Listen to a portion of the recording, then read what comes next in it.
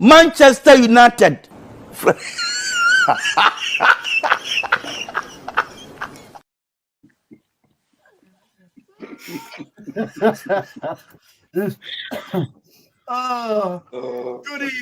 Good evening, everybody. It's good to be back. Good to see some great familiar faces in the chat as well. Good evening, Adam. Good evening, DC. Phil. Who else have we got in? Section BB. Good evening. We're back. Nice and refreshed, aren't we, our friends? Absolutely. Yes. Yeah, we've had nice long break. Still no Stan. It's more like Scarlet Pimpernel at the minute, but we'll get updates on him as the weeks go on, or months, as the case may be. So thanks, absolutely. Let's have a quick overall of the preseason so far. It started off not brilliant, did it? But for me, it's all about it's not about the performances or the result in preseason. It's all about fitness and setting up new sort of like just getting into the groove, because we've obviously not had all our best players there and stuff like that, and we're still not. But I think we've done all right, and I think the kids have done all right. Paddy, you go first. Well, look, pre-season is pre-season, isn't it? It's a money-making racket now, that going to America, going here, going there. Years ago, they used to go to the army and do the military assault courses because they're a bit overweight, but no player comes back overweight now. They're all shape. Look at Jack Gready's, what he did during the summer. But unfortunately for him, yesterday, did he get injured? But pre-season's not what it used to be. The pre-season was to get the pondage off the players and get them up to match speed. Now it's all about money. Unfortunately, that's the way the world has gone. Yeah, I get that. It's all about the money.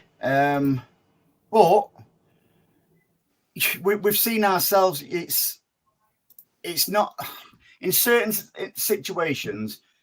You can pick up a bargain like Alvarez. We'll talk about Alvarez a little bit later on. But when you say it's all about the money, there's bargains out there to be had. So you look at, say, 14 million for Alvarez, and we sold him for 81 million. And Pep's philosophy is, if you don't want to play for us, as long as we get the right money, see ya. Which is, you see, you say that now, but all along you're saying Bernardo Silva wanted to leave. Felt he did, mate. To be honest, I don't think Bernardo had a brilliant season last season. However, even he seems to have come back. I don't know if you agree, Anne-Marie. He just seems to have this little. He seems to want it. Well, I think you have to bear in mind, like Bernardo was 30 yesterday. He's settled. He's married. He's got a child. It's a lot of uprooting to move again. So I think there is an element of being settled in a place. Regards Alvarez, like you say, if he doesn't want to stay, then you let him go. And you look at, and for me, good luck to the lad. And what a fantastic bit of business by City. You're looking at, what is it, a £60 million profit. Yeah. More. So you can't knock that. And when you look at what we've spent and what we've brought in over the summer, it just doesn't. Nobody else can say they're doing what we've done this summer. No, they can't. They can't. So tell us in the comments how you think our pre-season's gone. Was it right letting Alvarez go? Who do you hope to bring in? Because Savio looked pretty decent, his little cameo yesterday as well. So Pep always, I think you need to sort of like refresh the squad in many respects each season. Otherwise, it just gets stagnant and predictable. So I think we've got. Let's go through a few of the comments. Thank you, Pardo. Good to see you as well, mate. Thanks, brother. Queen Anne looking gorgeous as per. What's Tell you DC what, Thank you after? very much, DC. Queen Victoria looks younger. Jesus.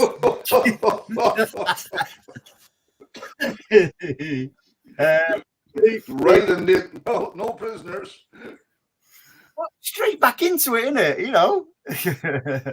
Yeah. Section says the kids did well pre-season. Some really good, some really showing potential and stuff like that. And for me, I totally agree because I'm open when I say I didn't think McAtee would make it, but because any kid who goes out on loan, Pep never brings back. You name one other than McAtee, what's gone out, what's come back. So do you remember we discussed him, Andy, halfway through the season or whenever it was, and yeah, I can't think of the guy's name, but he's involved with the kids, or he was involved with the kids at Man City, and he said in the podcast, I can't think which podcast it was, but he says that McAtee was the one that was going to break that cycle of young players going out on loan and not reaching the first team. That McAtee was going to break that. But because even if you listen to McAtee in the pre-season, he's saying all the right things. He's not necessarily bothered about minutes on the pitch. He wants to learn from the players that are around him in that first team. And he's happy to bide his time. And that, for me, is the perfect example of what we want with some of our youngsters. You know, Phil did that. Oscar Bob's been doing that. Rico's been doing that. So I kind of think it's a promising sign for the future. You know, I was a little bit disappointed to see Micah Hamilton go. He's gone off to Middlesbrough, but good luck to the lad. Yeah. And that's just the nature of the game now. Do you know what I thought in that match yesterday? What you're saying here about Foden. Foden learned from David Silva, and I think McAtee is going to learn from Bernardo Silva. It's going to be history repeating itself. I was talking to Anne-Marie just before before we went live, and you joined us, Paddy. I just think there's an air about like Pep's when he's getting interviewed and stuff like that. Pep's like that. I'm refreshed. That's a danger on its own. De Bruyne looks really refreshed. Haaland's had a rest. You know, Oscar Bob has had no football over the summer apart from the pre-season games. If anything on pre-season, I think Oscar Bob now, he's nailed on to start on the right. I really, really think he is. Do you think? Yeah. Do you not think he faded in the second half yesterday? He's played every pre-season, mate. So you might think, oh yeah, whatever. But he will be more fit when the season starts. Against Chelsea, when some of the players who have not had football, we've had no match fitness and stuff like that. He'll be advanced, as Haaland will be advanced and stuff like that. It bodes well for the season ahead, I think. Well, absolutely, I couldn't agree more. What I'm saying is, in some of the matches, like their inexperience or lack of maturity is going to show. Like Oscar Bob is a hell of a player, but would you be dependent on him week in, week out? Bit soon for that yet, I think. And even to be more controversial when I'm at it, Alvarez is gone, but hand on heart, do you think Alvarez could have been our main striker? I know he was when Haaland was out, but look who he was playing with. Like, if he was in any other team and expected to be the out-and-out main striker, would you be happy for him to be carrying us the way Haaland does? I think it was a no-brainer about getting rid of Alvarez, if I'm completely honest. Not only the fee, he also didn't want to play for us, mate. So how can you keep a player what doesn't want to play for you? Yeah, I understand. He had a lot of minutes last season. However, in Alvarez's words, apparently, from what's been feed, and even Pep's pretty much confirmed it, he wanted to play in the important games. But there's a difference between there's a difference between sort of like playing a lot of minutes and being a top player who can handle the minutes. And how can anybody question Pep's judgment on the majority of things what he does? Because what Pep does works. I think we'll be shaking it up again next season, where we're going to be playing wingers, where we, back to the Sané days, if you like, and the Sterling days. I think we're going back to that. So if teams thought they sussed us out last season, they're going to have to rethink again this season, I think. I think at times Alvarez did a great job for us when Haaland was injured. But what I will say is, towards the end of the season, I thought Alvarez went right off. When he came on as a sub or anything, or if he started the game, his passes were often misplaced. And he just wasn't quite there. And I think this season, I'm kind of glad that he's not with us, because if you think he's played a whole season, then he's gone to Copa America, then he's gone to the Olympics, and then he's going straight into, he'll be going straight to the next pre-season. And I don't think that's necessarily good for a player. No. And people say, yeah, but he's won absolutely everything. He's not won the Community Shield and he's not won the League Cup. But on a serious note, yeah, he's won. He's a world champion. Total respect. He's won pretty much everything there is to win. But you look at players like look at some of the average Argentinian players. They're World Cup winners as well. So we can't gauge it because he's a World Cup winner that we should be keeping players. The only players we should be keeping are happy players who want to play for us, not those who are disgruntled. It's about a team game. Listen, some of them midfielders, they accept rotation and stuff like that. If them players are totally honest with themselves, they will know they're not capable of playing 60 matches a season, plus your internationals and stuff like that. So I don't think you'll see De Bruyne playing every single game this season. You will, and it's the right thing not to play him in every game. Yeah, he might be a little bit pissed off and stuff like that, but Pep will be preserving him for the more important games, dare I say it. But I think De Bruyne is at an age now where he realises he's not going to be playing every game just because of the age that he is, and you have a ready-made replacement in Phil Foden. And I think he's happy with that. And the reason why I say that is even the free kicks in the corners last year, you could see him stepping aside and letting Foden get on with it. Where a couple of seasons beforehand, nobody was taking the ball after Ronald. He was the free kick specialist. So I think, yeah, bring him on, use him. He'll definitely change games, tight games. When he came on yesterday, the minute he got the ball, if you watch it, his head was up and he was looking to see where Haaland was. He's not, he's just programmed to find Haaland. But no, I don't think he's going to play every game. Not with the players in front of him, younger players, but he'll definitely be a star player for us at the same time. Yeah, absolutely. Iptris says, good evening, pal. Rags getting giddy again. Good to show them where we're still clear. And listen, the Community Shield, Mamre, it's always one of them contentious ones, isn't it? It's not important if you don't win it, but it's important if you win it. The way I'll give you an example of yesterday.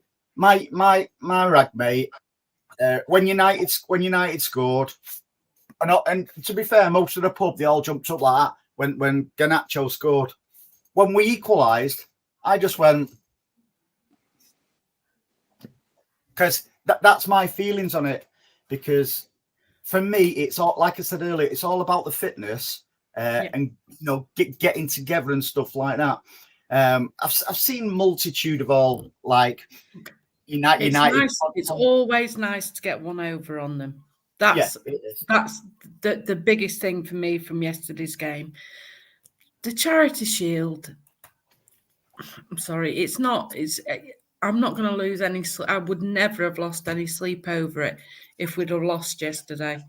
What I think made me laugh was when Garnacho scored and he went and sat on the touchline, the hoardings, like he'd won the game. And I just think that shows his immaturity, because anybody with any sense doesn't write City off till the 90th minute, till the final whistle goes. He's doing that, Anne-Marie, because the media play up to that, and he'll be in the front page and back page of every newspaper going with that stupid pose. How obnoxious was it to do that during the game? You've scored a goal. There's time left. You still have to finish it out. But that obnoxious crack sitting in a thing and folding his arms, he's doing that in response because the media love that. Yeah. I mean, what DC says there, Anne-Marie, very happy with Bob and Kovacic yesterday. Let's give O'Reilly a minute, please. It's his first big game, and it was a Manchester derby at Wembley. Absolutely. I honestly think O'Reilly is gonna be, and let's not forget, he's still got growing and development to do.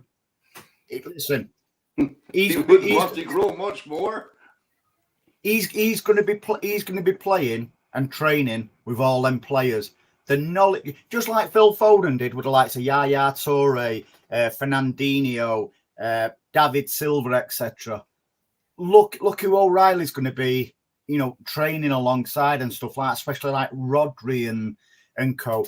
That lad is going to be an absolutely sensation, trust me. I think we've always known we've got a great academy, and whether they make it at City or not, we're looking at some of these players that have gone on to other clubs and have done all right at these other clubs. So nothing surprises me, and I trust Pep to know when's the right time for these players. And that's, hopefully what we're seeing now. And I think the encouraging thing is that Pep's coming back and saying he's refreshed, that he's ready to go. I think that's really encouraging, and I would expect the contract extension fairly shortly. Yeah, absolutely. Like Sean said there, good evening, Sean. The youth teamers were the highlight of pre-season. Again, absolutely, mate. And that's why when we lost our first two matches in pre-season, for me, it was no dramas whatsoever, because, listen, we've not even got Foden back yet. We've not even got Rodri back yet. So you've got some of the players yesterday, it's the first minutes and stuff like that they've had under the belt. And you know something? 35, 40 minutes yesterday, I thought we was really, really good, especially the youth teamers. Overall, I was more than happy with the 90 minutes. We soaked some pressure up. Yeah, the Rags could have scored one or two, but also we could have scored one or two, because I thought McAtee had a decent game as well. He hit the post today. Yeah. Yeah. That's what I couldn't understand, Andy, was the commentary yesterday, like, they're all over, blah, blah, blah, we're doing this. I was looking, I think there's about 5 EDS players on that pitch. And the mighty Manchester United were strung a few passes together, and all of a sudden they're back. We had half the team there. We had half a team of senior players and EDS players, and ITV were losing their shit. I was thinking, this is not Manchester City. You're judging Manchester City with 5 EDS players on the pitch. How can you do that? I know, but Paddy, we're back to this. How long did, again, you brought it up in the group yesterday. How long did it take ITV to mention 115 charges? We're until this gets sorted out, and even when we're found innocent, and they'll still mention it, they hate us, and it's as plain and simple as that. You know, I'm not bothered. Me either. But what's kind of getting to me is that we're listening to all this about 115 charges, yet not once did ITV mention the big bailouts that United have had to pass the PSR last season. £40 million payout for COVID. The most any other club got was £1 million. I'll tell you what I did enjoy yesterday. Haaland singing the national anthem. It's bonkers. It's bonkers, that fella, isn't it? He's English. I know he is, but he's plays for Norway. I just think it's refreshing because, he was born in England. You know, he spent years in England. You know, because of his dad's career and stuff like that. But I just.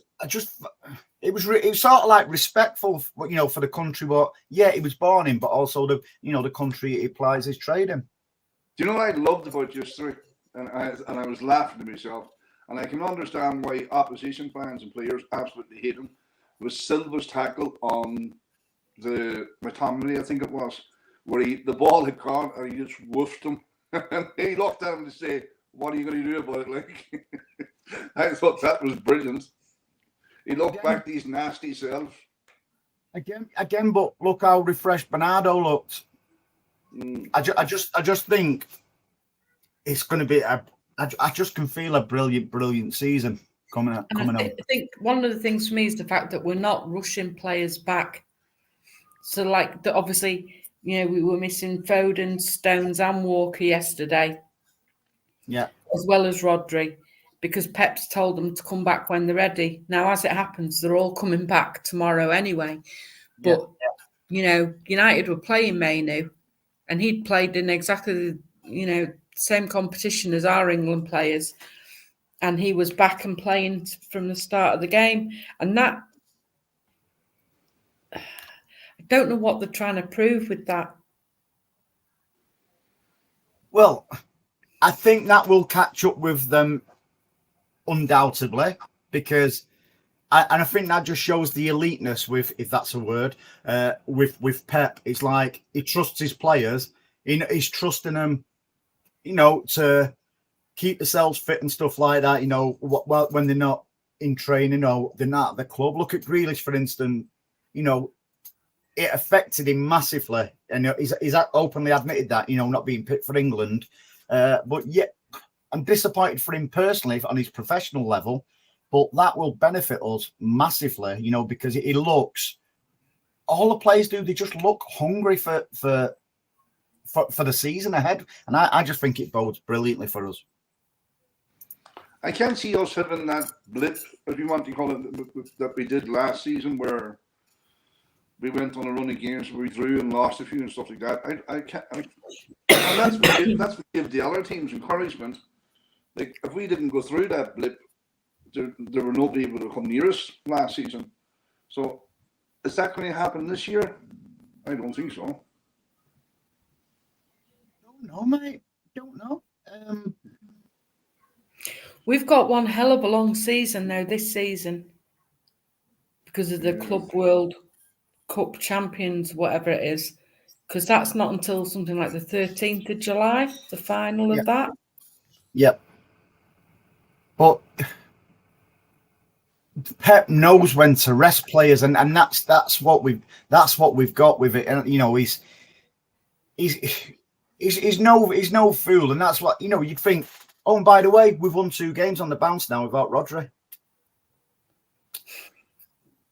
No, so it's a fact, isn't it? You know, against Chelsea and against, you know, well, we say won yesterday. We know we got a dinner plate. I just wanted a Toby Carvery on it or something like that, to be fair, when I saw it.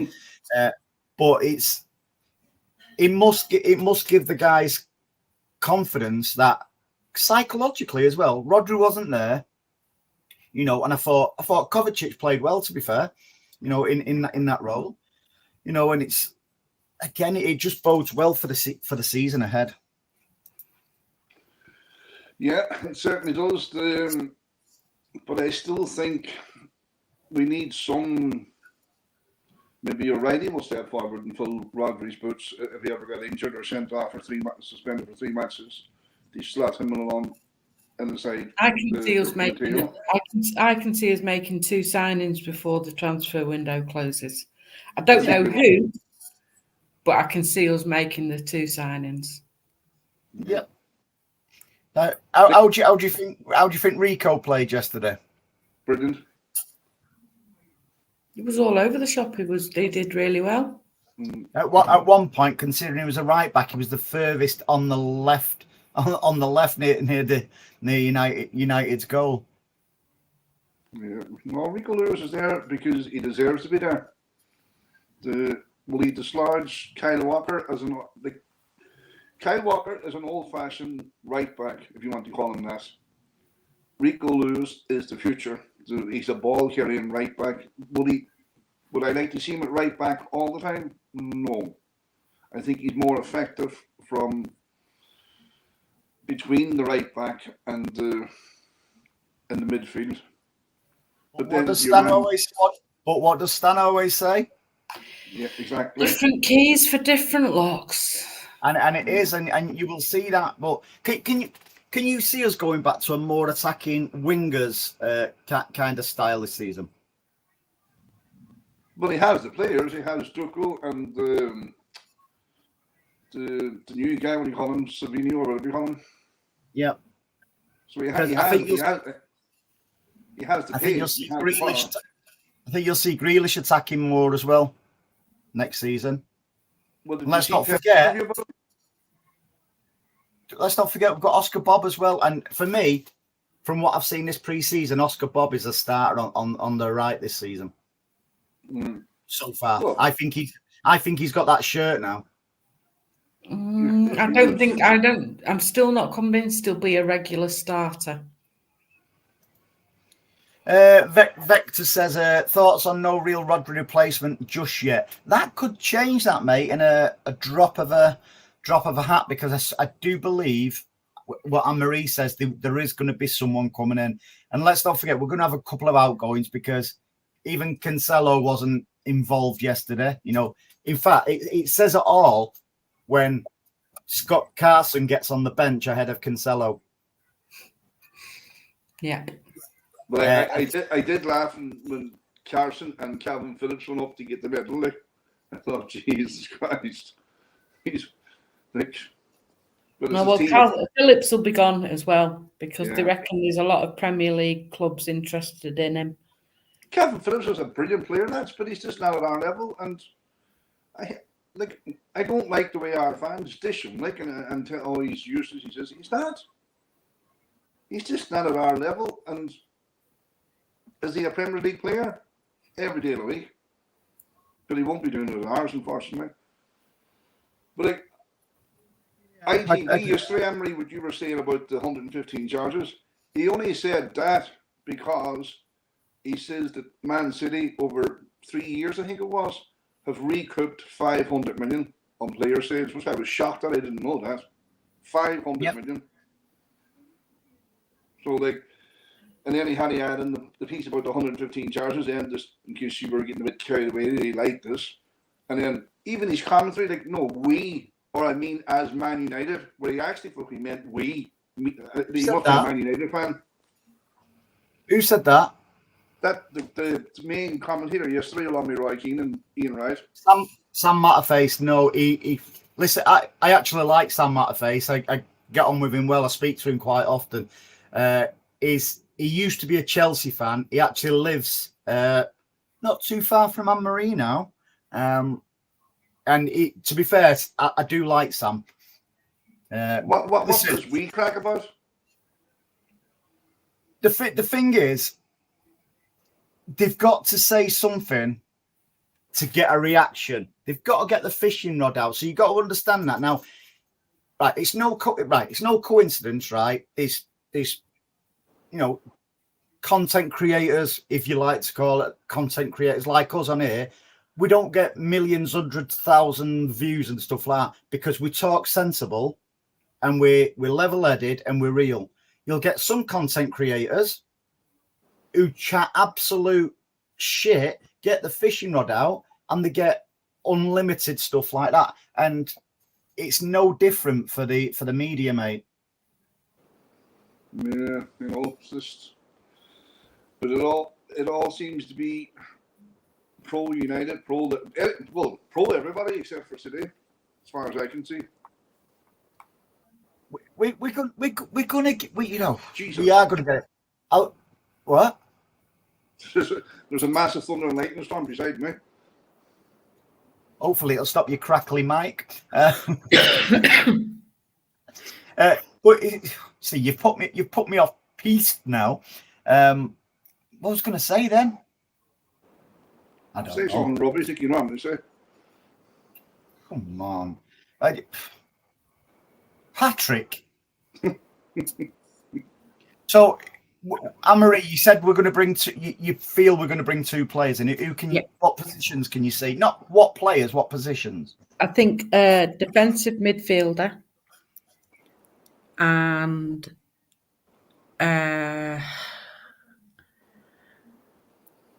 maybe another striker. That's my thinking.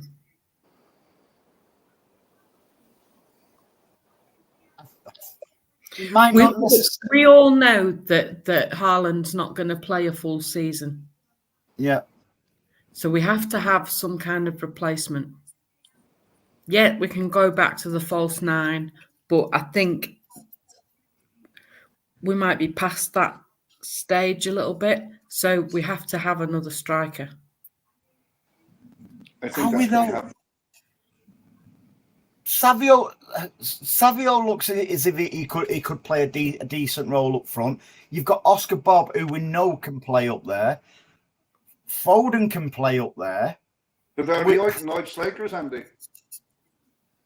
But we can play. We're pretty much, if you like, we pretty much invented the false nine, didn't we? So we can. If you've got an out and out striker in there, yeah, it's you've got somebody like Haaland who is a goal machine. But sometimes, does it sound controversial? This sometimes we play better with Haaland, without Haaland in the starting 11. Now, would I'd always start Haaland, by the way, but again, it comes down to tactics and stuff like that, because he gets a bit ridiculed, Haaland, because he's not scored in the Champions League finals. He's not scored in the big games and stuff like that. Couldn't give a shiny shit. If we're winning them, I don't care who scores. Here's one for you. As an out and out striker, I would buy Ivan Toney.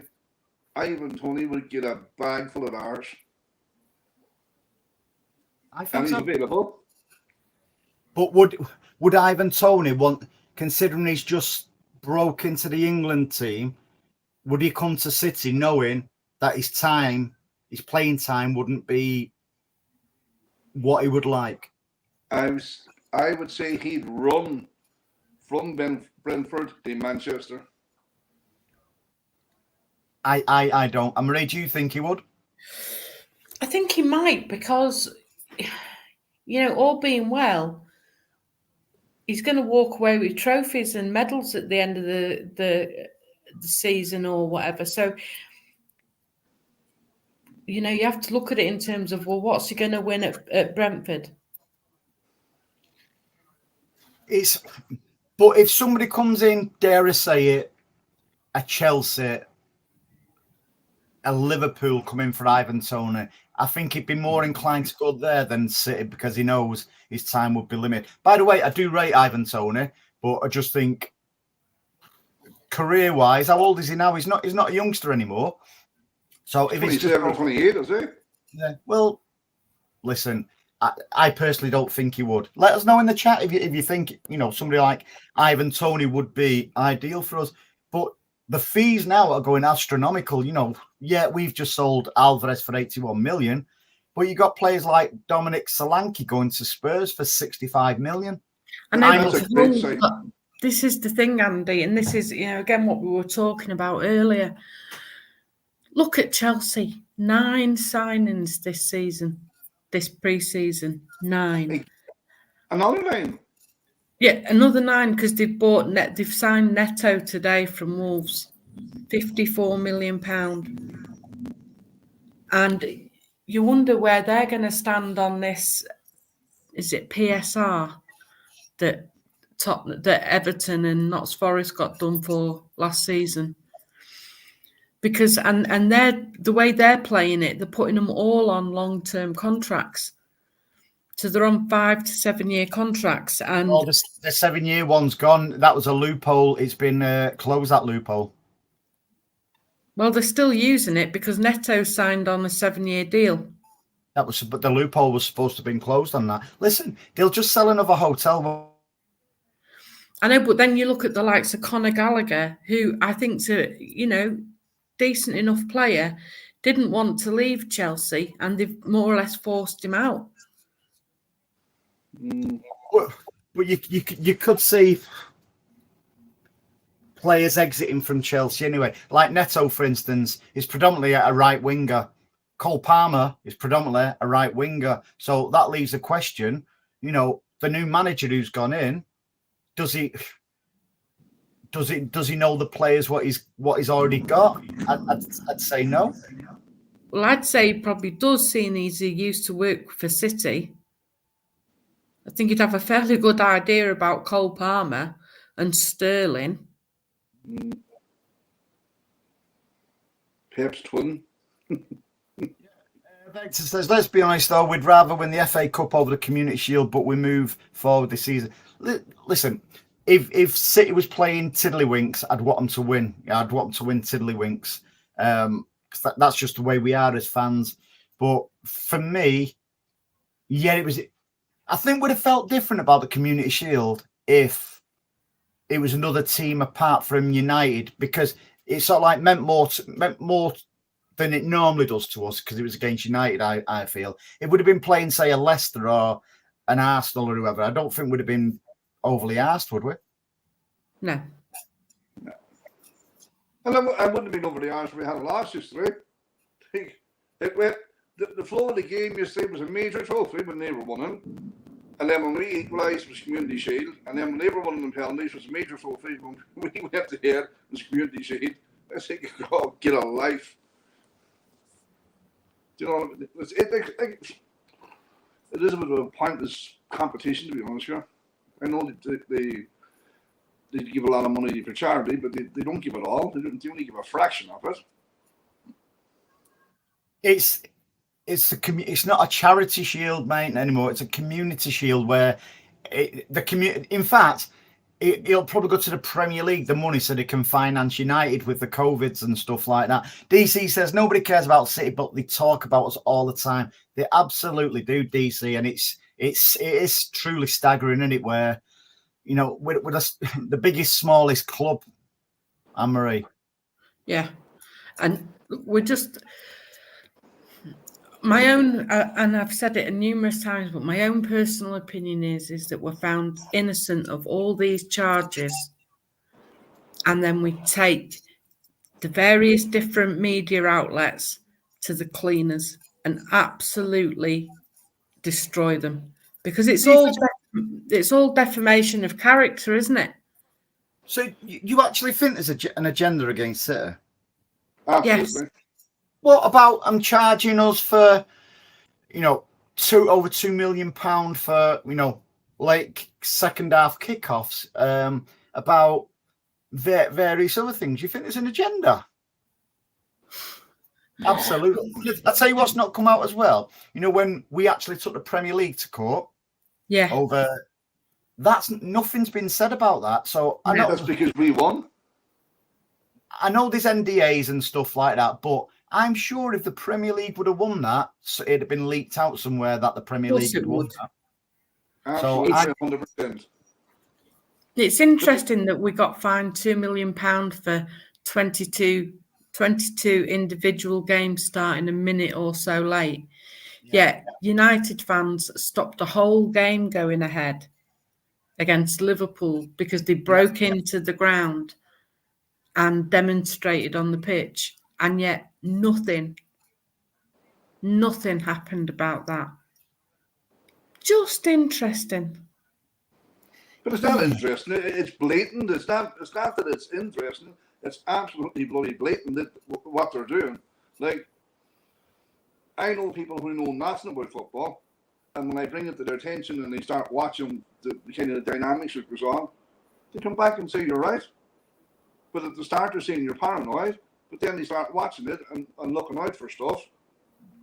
The way it's reported for us and the way it's reported for the rest of them, and it's not even the rest of them, it's the Red Cartel, let's be honest. It's the Arsenal, the United and the Liverpool. And Spurs. Not even Spurs, to be honest with you, Andy, because they don't they don't really want them at the table. Like Arsenal, Liverpool, United don't want Spurs at the table. Just the way they don't want us at the table.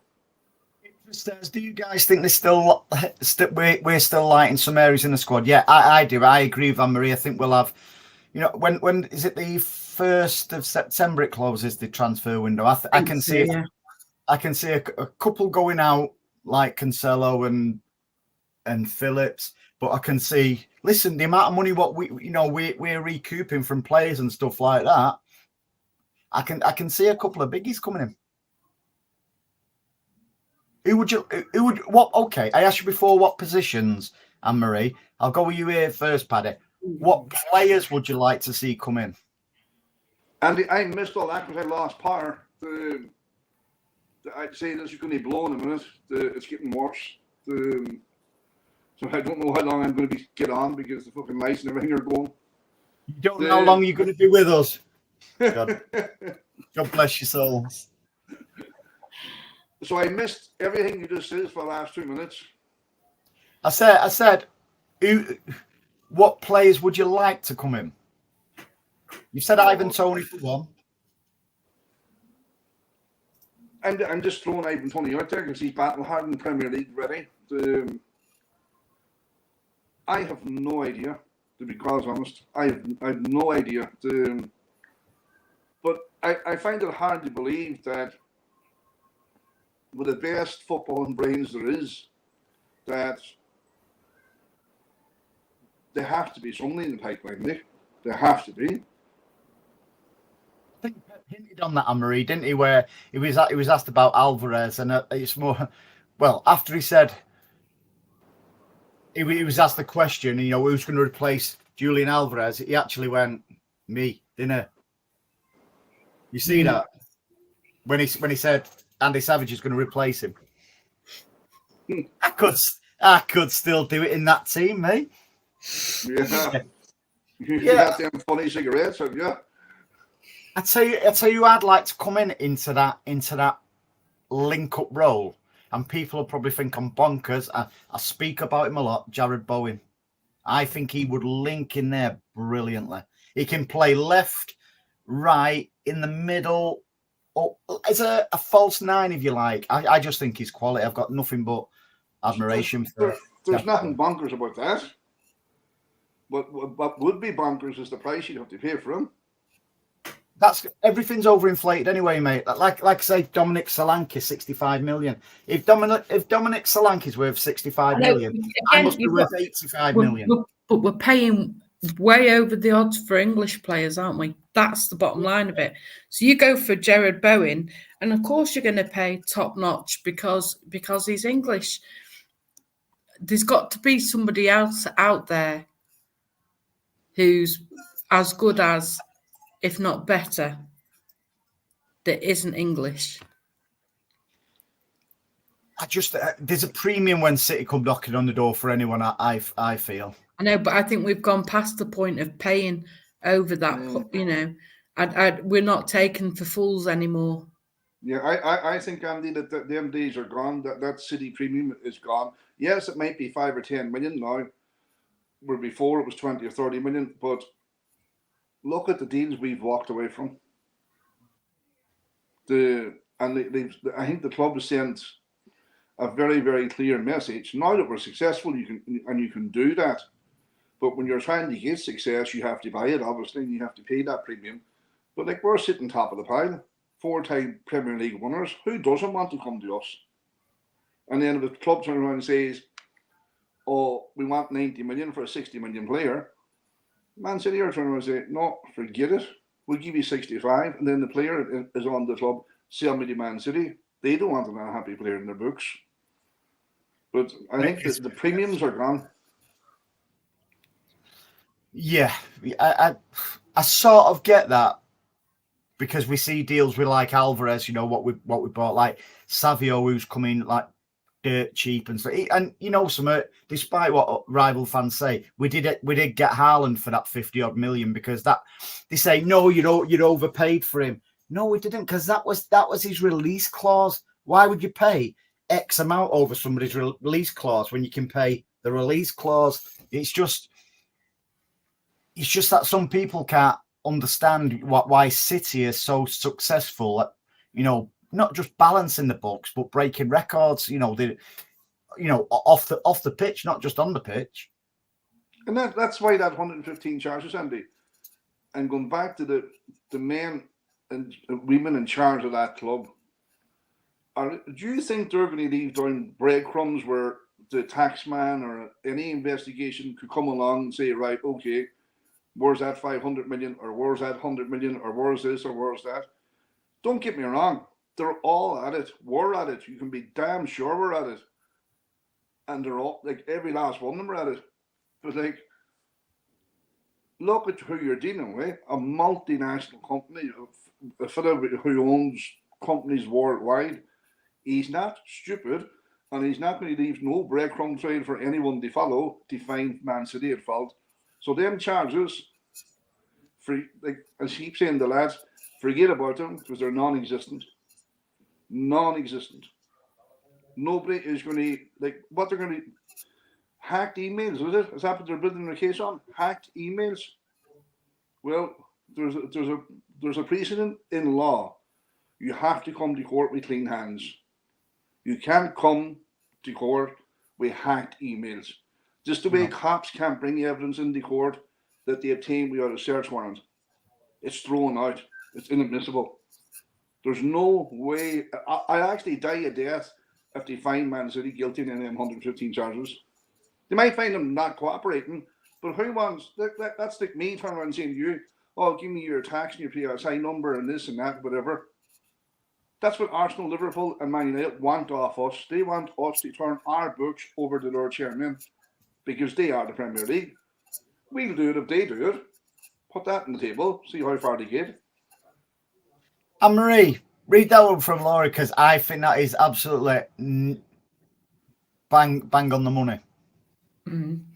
Do you think if Alvarez was our main striker, we would have had the same success we had with Haaland in the past 2 years? No, Laurie, I don't think we would have done. No, not a hope.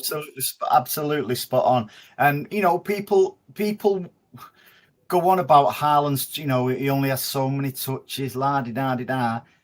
But the touches he has, they're in the back of the net. That's what you want from a striker. And it's been a bit mixed, the City fans I spoke to over pre-season and stuff like that about Haaland. I think he looks hungry. He looks really, really hungry, and he's going to have a phenomenal season. His link-up play is much better than he was when Pep brought him in. When Pep brought him in, Haaland was just pretty much up front, waiting for the ball coming in. Now he's going back. He's dropping back, winning the ball, link-up play, and he's off. And look at the hat-trick he scored against Chelsea of all the teams after Cucurella, and his Paella. What age is he, Andy? Who, Haaland? Yeah. Is he 23? Is he that old? 24. I think he's just turned 24, actually. I thought he was younger. I thought he was younger than Foden. Might be. I could be wrong. I'm not always right. Oh, look at Anne-Marie Googling there now. I can see that. How am I Googling? Tell me, how am I Googling? Like you, there's my hands. You chat and I'll find out. Don't worry. Go on, chat there. Any Man City fan that doesn't rate or is not fully convinced by Haaland, I think On the 21st July 2000. What does that make you, Anne-Marie? 24. Carry on. Like you're saying, Andy, that some fans are not convinced by Haaland or whatever. I think they're actually overdue a psych assessment if they think that. There's not one team in this world wouldn't take Erling Haaland if he was for sale tomorrow morning. I agree because players like that are generational, mate, where you build teams around them. Whereas we're lucky if we was building a perfect team around Erling Haaland, you'd think straight away who's going to feed him. Oh, somebody like Kevin De Bruyne, already got him. Phil Foden would be great, already got him. Yeah, but you'd want two decent wingers. Doku, Grealish, Savio's going to be up there. Oscar Bob, all these players can do it. So you're like, Silva. He'll protect him. You could do with somebody like Rodri, another one we've got. So if you go to build a sort of like an almost perfect team, we're not a million miles away from a perfect team, Anne-Marie, are we? No. I still think at times our defence needs a little bit of work, but you trust in the process because it's not let us down. It's not let us down yet, has it? Yeah. And there's no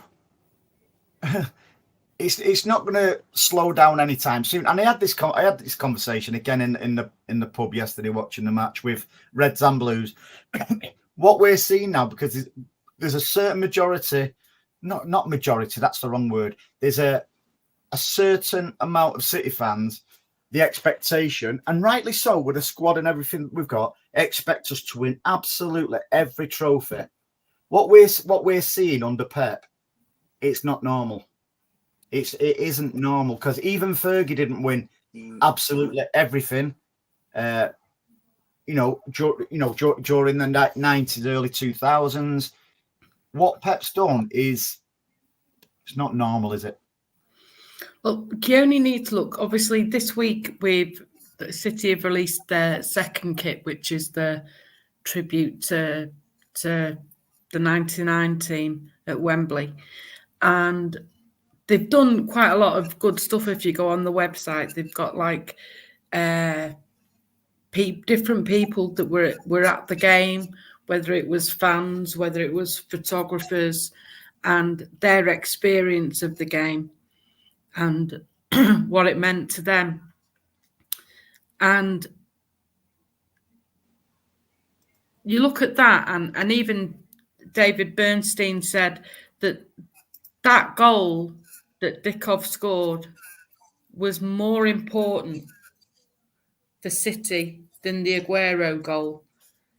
And I can see where because we'd have been out of business without that goal. And I just think that what we're seeing now is because of what happened all those years ago. And we're in a position where we honestly don't realise how lucky we are, and we have to treasure every moment and every trophy that we win. You all right there, Andy? Having a seizure or what? Yeah, I just wanted Anne-Marie to have a say without me putting in. Quite rightly, the Dikov goal, the Wembley fight 99 goal was very important. It was half of them who got us relegated in the first place. So it was their duty to get us out. I know, but Andy, we all know that football doesn't always work that way. If it was the other way around and we were those Gillingham fans that at 89 minutes you're 2-0 up, you think you're going into dreamland, and then it gets all taken away. You have to put it into perspective. That game changed everything. I get that. Red Devils TV is a good lad. This lad, he's not like the typical United propaganda content creators and stuff like that. If you're a decent football fan, go and support his channel because he is a top lad. He says the club got fined for when they protested and the game cancelled, Anne-Marie. So fair play. You know, it was never made public then. Yeah. That I'm convinced of. It was never made public. Didn't you get an email?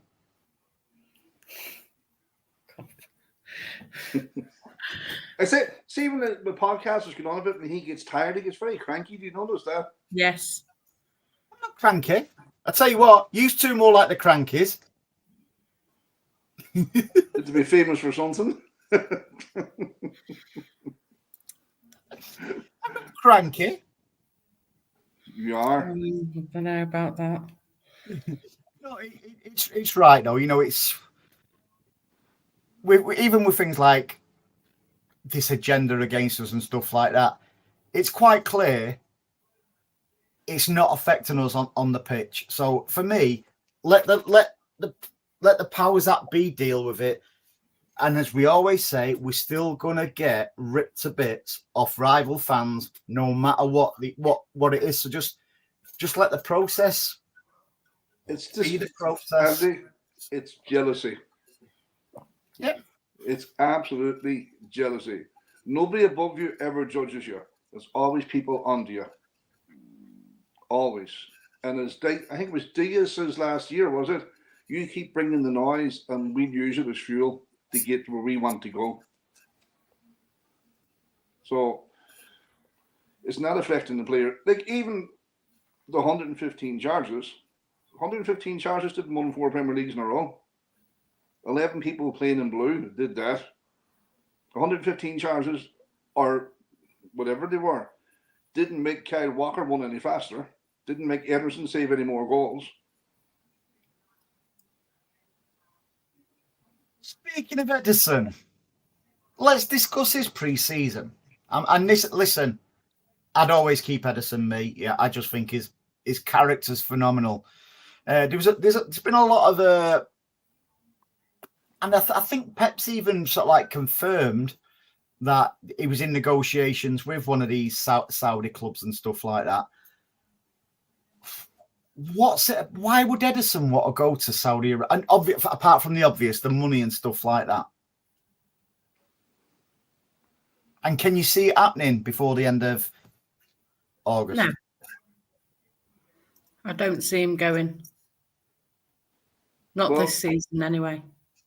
Not according to the awards that came out of his own mouth there. I think it was today on his Instagram post, I think it was, that he had discussions with several clubs and he spoke with a wife, spoke with a family, and he decided to stay in Manchester now for the next 2 years. I've not seen that bit, mate. Because in all honesty, Dave, I don't know, as you two probably know, probably since I've had a couple of months break off social media as well, really. So I've not really been catching up on all the nuts and bolts and stuff like that. I'm just starting to dip my toes back in now. So if that was said, it's something what I wasn't privy to, mate. The only reason why I can see he wants to leave, as you said, one, money, make himself financially secure for the future. But like, it must be damn hard turning in for training day after day and listening to an absolute fanatic that is Pep. Like even during that Community Shield yesterday, he was going bananas in the touchline just because a player didn't pass it back and pass it forward instead. He threw bottles to the ground and everything. Like, if you're exposed to that intensity day in, day out, and you don't have the mindset for it, then you might think to yourself, you know what, there's easier money to be made than this. Anne-Marie, dad update. He's doing well, thanks, DC. He's just come back from Ireland, so he's been to see the old country and take my nieces and nephews to show them where he was born and different things. But he's good, and we're hoping that he's going to have a little bit of a facelift in the next 12 months.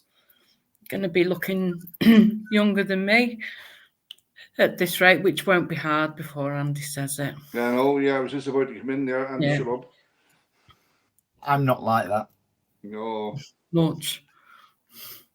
Dan says from Red Devils TV, can I ask you guys in the comments and on the show, what are your top 4 predictions? Do you want me to go first?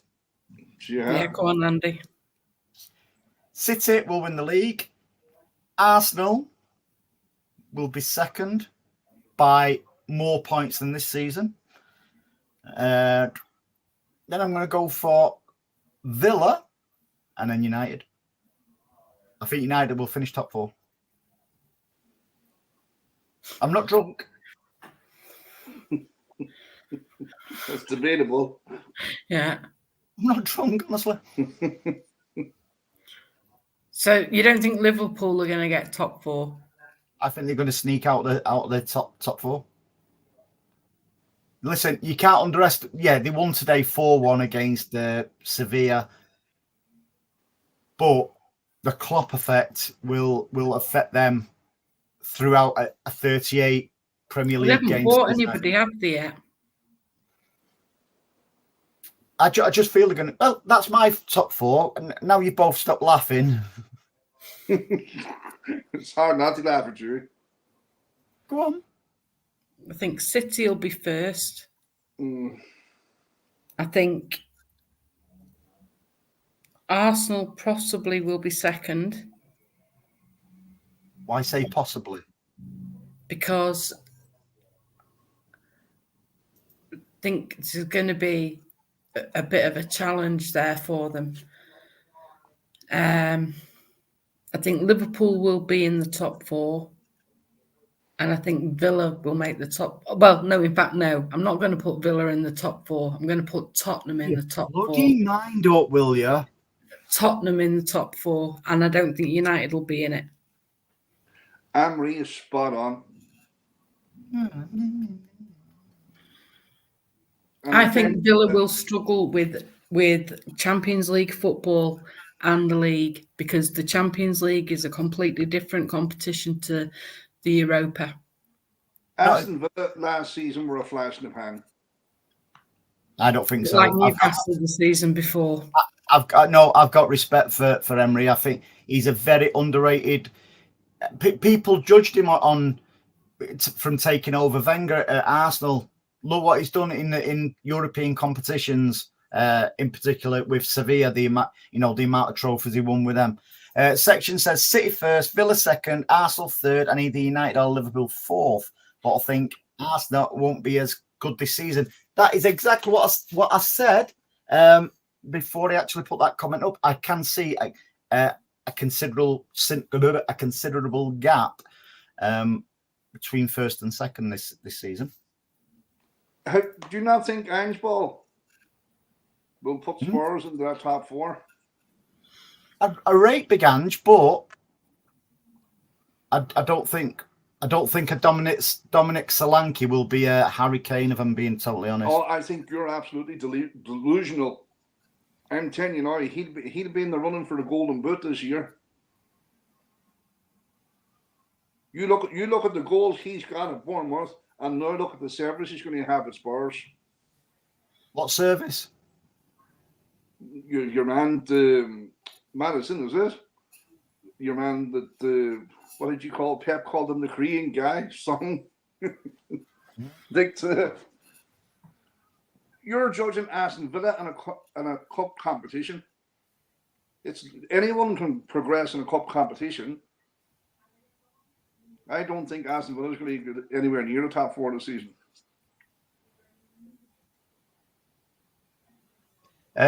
Get well soon, Alec, mate. Hope you're recovering at a speedy pace, mate. I don't know, mate. I just don't think Spurs have got enough for top 4. Listen, at the end of the day, nobody's right and nobody's wrong with our predictions, because we don't know. But I think we should write them down and then look at them again at the end of the season and see who was closest. I don't need to, because I know I'm right. Go on then, write them down. But yeah, listen, nobody. I don't start looking at the league table anyway till at least 6 games in the Premier League season. Anyway, you probably a little bit more this season. With the lack of fitness, what some of our players have got with coming back late, etc. But yeah, and we're barely back before there's another bloody international break for Lee Carsley to do it. To see what Lee Carsley can do with that England squad. Listen, the time has come for me where I'm not overly bothered about the England squad. Me either. I just really want us to have a proper assault at the Premier League and accelerate in the Premier League and just get a clean pair of heels early doors. And then if our rivals see City 10 points clear by, say, Christmas, they know they're not going to catch us. And I think that gap will extend and extend. Honestly, I'm really optimistic about next season. I don't know about you two. No. What, 10 points by Christmas? Why? I'll tell you why, because I don't have the number of your dealer. That's why. Motion detected at the front door. Motion detected at the front door. I hope it's not you, Paddy. Oh. There's an ocean between me and you, thank God. Alex says, United top 4, and have you missed football? It's not Scottish football.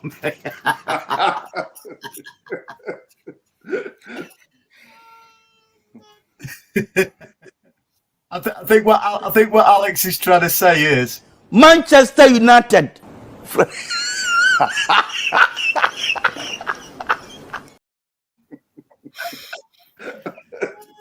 I think that's what Alex said. I feel well. Oh God. Andy, honestly, God, man, I don't know what you've been at, but you think United's going into that top 4? Maybe if they turn the table upside down, they make it into the top 4. Hang on a minute.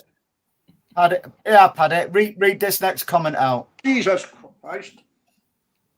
No, it doesn't say Jesus Christ.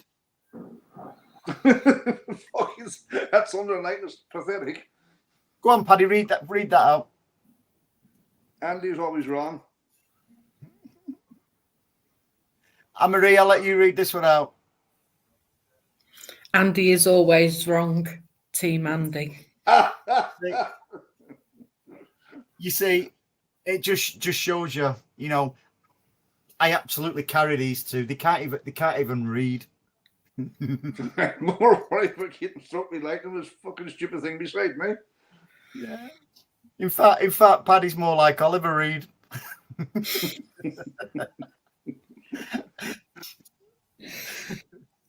Dear me. Oh, how I've missed this.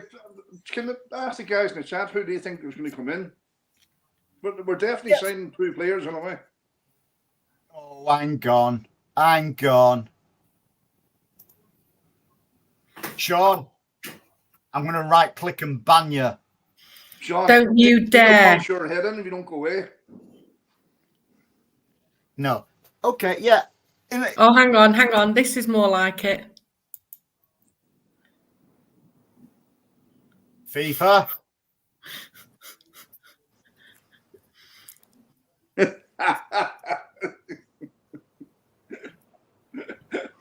He's huffing now.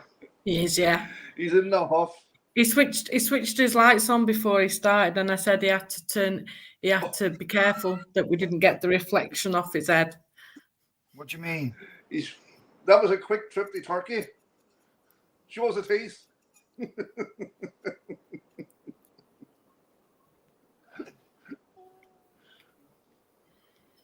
Play that one again. Go on, man. Manchester United.